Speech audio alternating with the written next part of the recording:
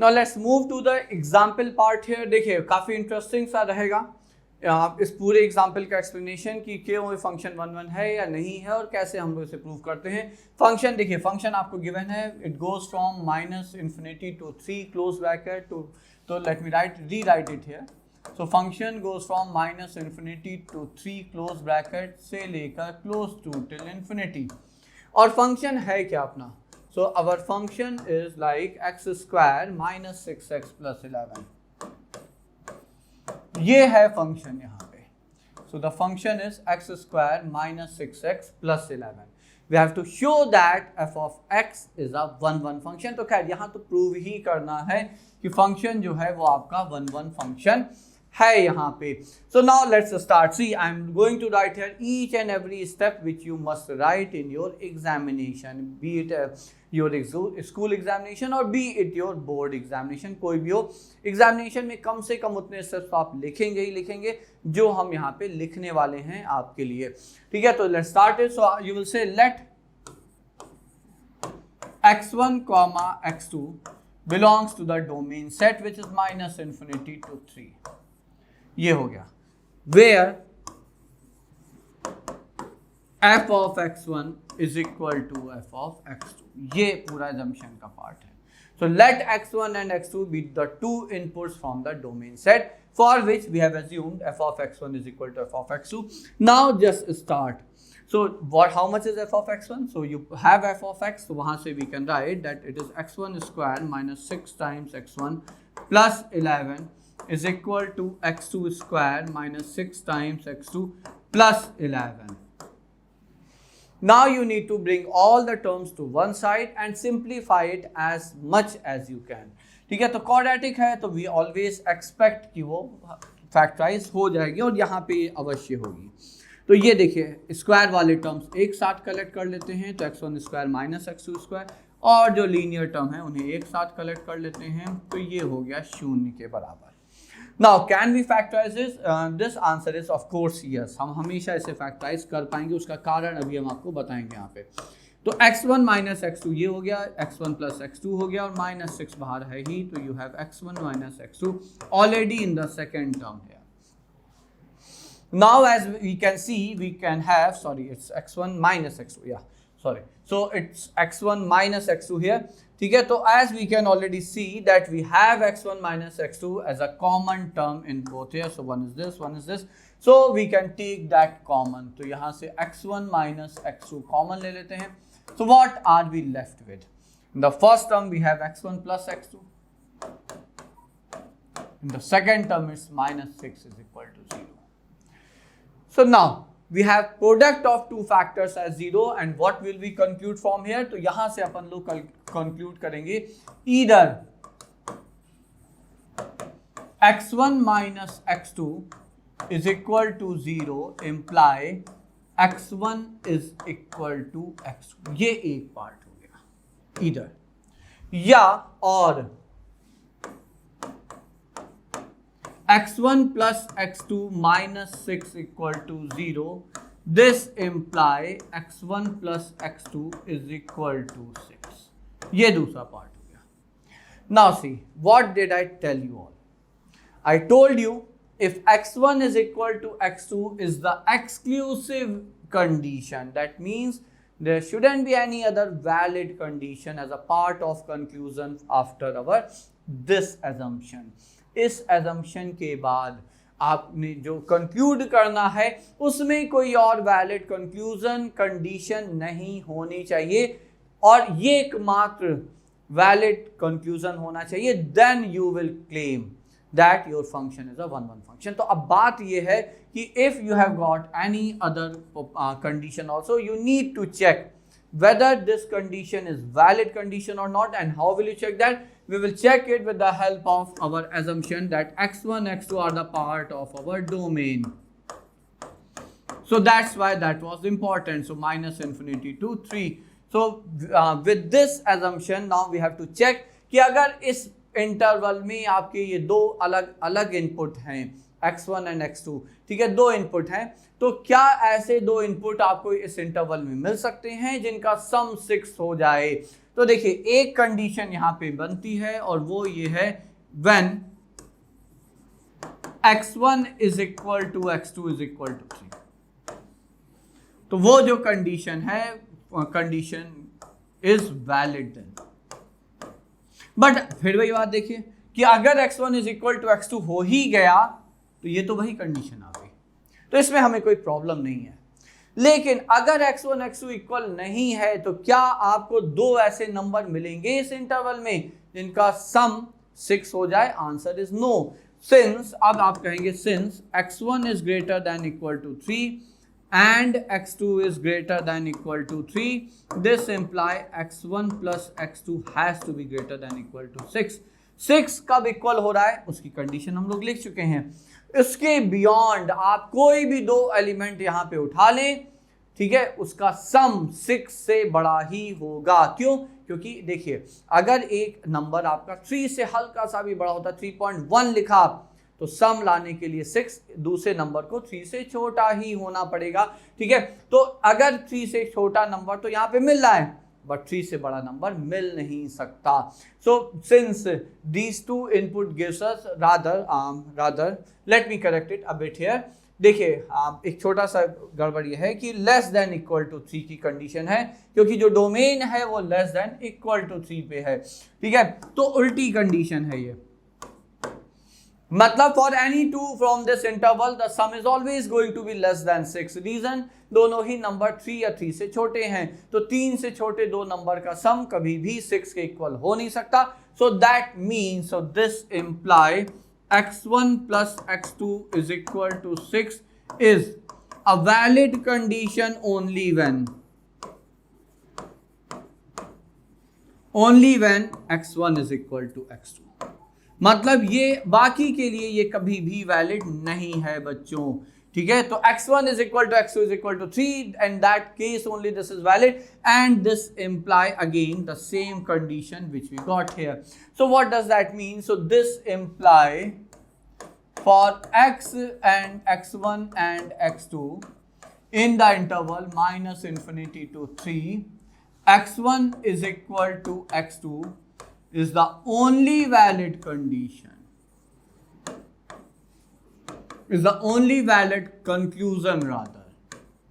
So this implies, see, that's the exclusively valid condition। So that's what I mean when I say that x1 is equal to x2 should be an exclusive conclusion। उसके साथ कोई और valid conclusion अगर हो गया जिसमें x1 x2 बराबर नहीं है और तब भी वो स्टेटमेंट ट्रू हो रहा है, इसका मतलब आपका फंक्शन 1 1 नहीं होगा। So hence now you will से hence f of x is a 1 1 function. f of x जो है आपका 1 1 फंक्शन है। अच्छा एक चीज याद रखिएगा, just because you get x1 is equal to x2 doesn't mean that function is 1 1। ये ध्यान हमेशा रखिएगा। देखिए अगर आपने माना है कि f of x1 is equal to f of x2 है, तो उसका एक कंक्लूजन तो ये पक्का है ना कि अगर x1 x2 इक्वल होगा तो f of x1 f of x2 के इक्वल होगा। भाई इनपुट सेम है तो आउटपुट तो सेम हो गई, वरना फंक्शन ही कहाँ, ठीक है। तो ये तो पक्का है। So just because you get x1 is equal to x2 doesn't mean we will conclude that function is 1 1। Rather, if this is the only valid condition, only valid conclusion, then only we will conclude that function is an injective function or a 1 1 function बच्चों, ठीक है। अब देखिए छोटा सा एक इसी question में एक छोटा सा चेंज करते हैं और हम ये मानते हैं सिर्फ इनपुट में फंक्शन का इनपुट हमने यहाँ पे ले लिया और मान लिया हमने इसे 2 से infinity, rest remain same, function भी हम वही मान लेते हैं, ठीक है। एफ एक्स है अपना x square minus 6x plus 11। Now let us see whether this function is an 1 1 function, is a 1 1 function और नॉट, ठीक है। तो फिर से शुरू करते हैं। Let f of x1 be equal to f of x2 where x1 and x2 belongs to the domain set which is 2 to infinity, where the inputs belong to the domain set 2 to infinity, ठीक है। अब f of x1 कितना, f of x1 हो जाएगा अपना x1 square minus 6 times x1 plus 11 is equal to x2 square minus 6 times x2 plus 11।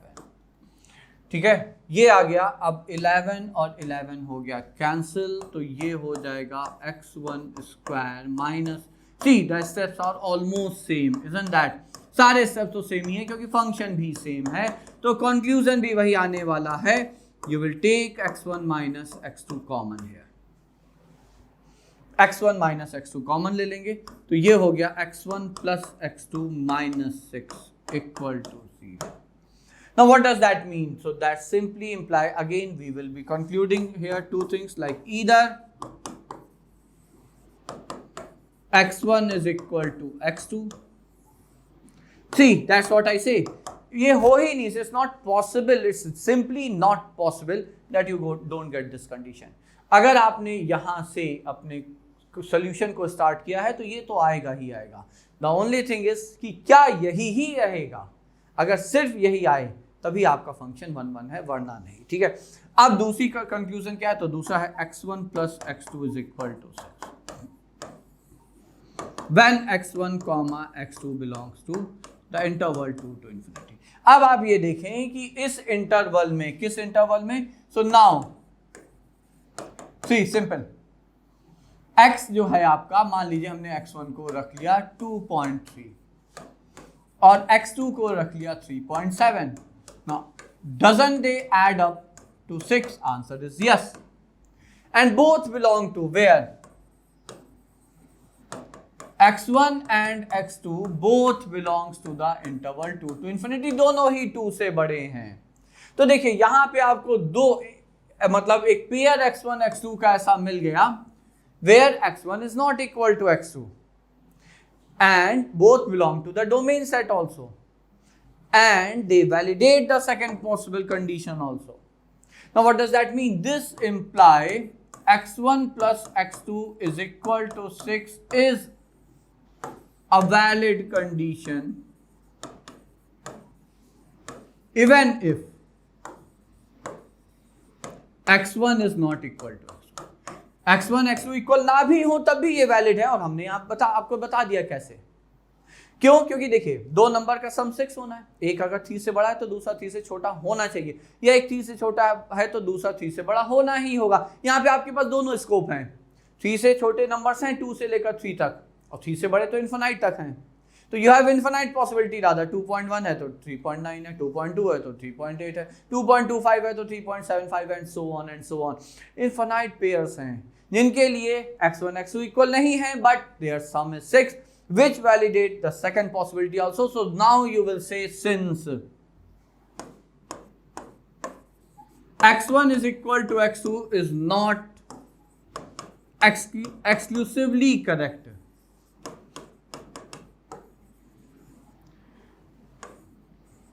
मतलब यही ही एकमात्र करेक्ट कंडीशन या एक्सक्लूसिव कंक्लूजन नहीं है, इसके साथ साथ ये भी वैलिड है। So this imply fx is not a 1 1